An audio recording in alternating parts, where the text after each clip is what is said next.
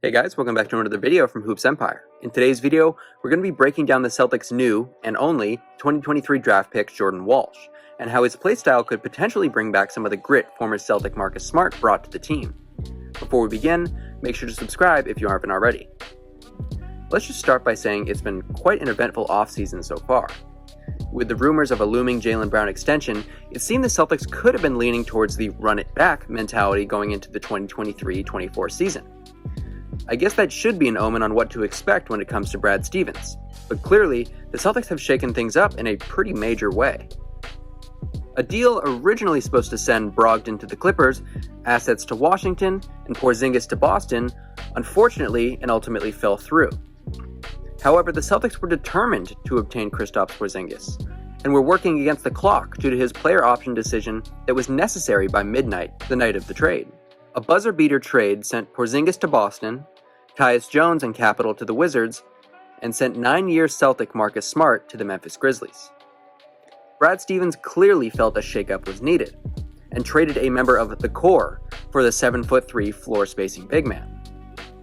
However, Porzingis was not all the Celtics got in return for their heart and soul, as they were also given the Grizzlies' 25th pick and the Warriors' first-round pick next year, top 4 protected. In true Bill Belichick fashion, Brad Stevens made a flurry of moves with that 25th pick. The 25th pick turned into the 31st pick and 2 future second-round picks. The 31st pick turned into the 34th and the 39th pick. The 34th pick turned into the 38th pick and a future second-round pick. The 39th pick turned into a future second, and the 38th pick turned into 6'7" forward Jordan Walsh out of Arkansas. Walsh is a 19-year-old, 6'7" wing with a 7'3" wingspan. His combine measurements were off the charts, having the 8th best standing vertical in the combine and the 11th best lane agility time. The forward from Arkansas had been projected to go anywhere from 25th to 40th in the draft just based on all the mock drafts I have seen. He has a very raw offensive game, but the main reason he would be drafted to any team is for his defensive tenacity. He was one of the hardest playing guys in college basketball last year, snagging 40 steals on the year in only 24 minutes per game, and having countless smart-like hustle plays. With any draft pick, none are going to be polished products coming out of college, but depending on what you're looking for, Walsh was easily one of the most defensive-ready NBA prospects in this draft. He's well built, even with his long stature, and has solid defensive IQ. He averaged nearly 2 steals per 40 minutes in college. And while that might seem like a lot of minutes, you have to keep in mind college basketball is a shorter game and a slower pace. Arkansas ranked 73rd in terms of pace at just 72 possessions per game. That means that in reality, even if you were to play all 40 minutes, where Walsh only plays about half of that, you aren't even playing the same amount of possessions that an average NBA starter plays. All college stats have to be taken with a grain of salt because it's a different game entirely. But the tenacity and hustle that Walsh brings should definitely translate to the modern NBA. With his size and agility, there really isn't a position on the court that he can't guard effectively. He has the speed to guard 1s and 2s, the strength to guard 3s and 4s, and the height and wingspan to defend 5s. No one's saying that the Celtics should bring him off the bench to strictly guard Joel Embiid or Giannis or anything crazy like that, but in a switch-heavy defense that prides itself on versatility, I think he'll fit right in.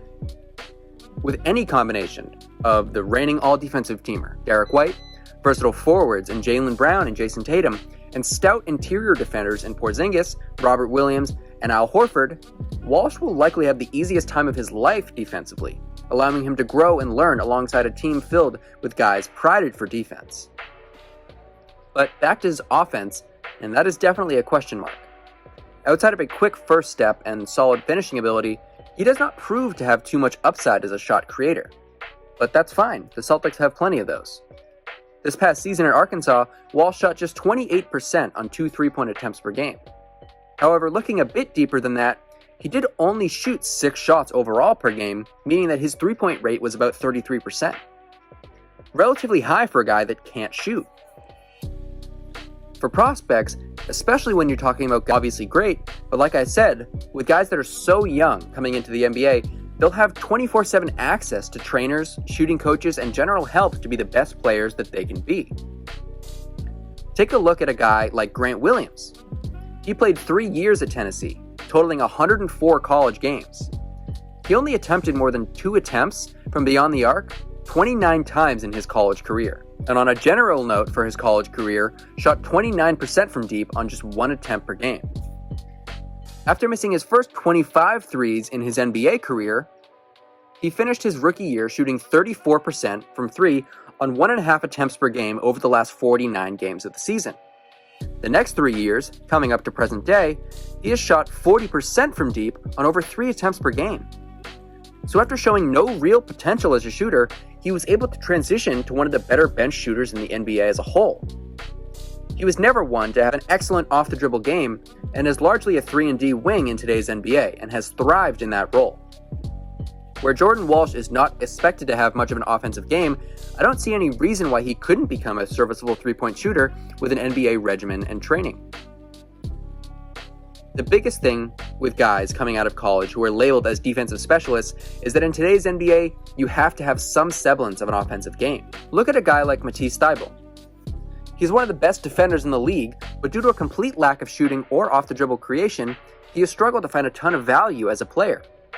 Teams just cannot sacrifice one of their 5 guys on the court offensively just to bring defensive value. Not in today's league where offense is king. Developing a shot should be priority number 1 for Walsh, who is potentially slotted to get some serious minutes as a rookie with Boston's scarce wing depth. But the question of the video was, can Jordan Walsh be the Marcus Smart replacement?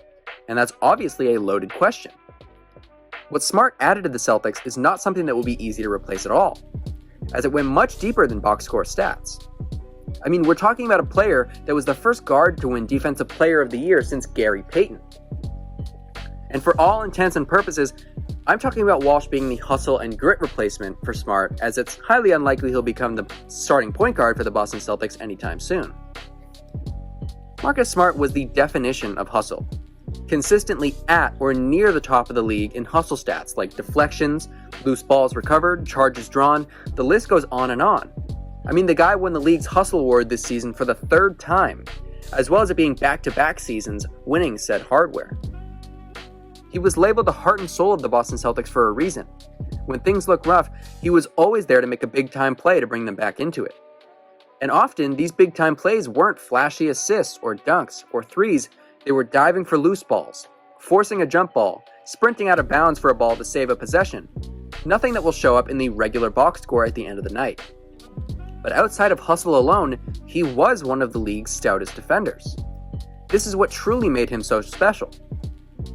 Let alone the grit and grind mentality and all the things that don't show up on the box score, he was always atop the league in steals, always had excellent defensive numbers in terms of contested shots, opponent field goal percentage, and had exceptional versatility on the defensive end, having countless highlight plays over the years of him being in a post-up battle with a center and winning. What Jordan Walsh is faced with, many fans calling for him to be the Marcus Smart replacement just based on his draft analysis as a hustle guy, won't be easy. Many teams have tried to have their own version of Marcus Smart, but few, if any, come close to the real thing. Whatever Walsh does bring to Boston is yet to be seen, but the young guy definitely has his fair share of potential to bring some serious value to Boston at some point down the line. Thank you guys for watching. Let me know what you think about the Celtics' new draft pick Jordan Walsh, and what you think he could become for this Boston team after the loss of Marcus Smart.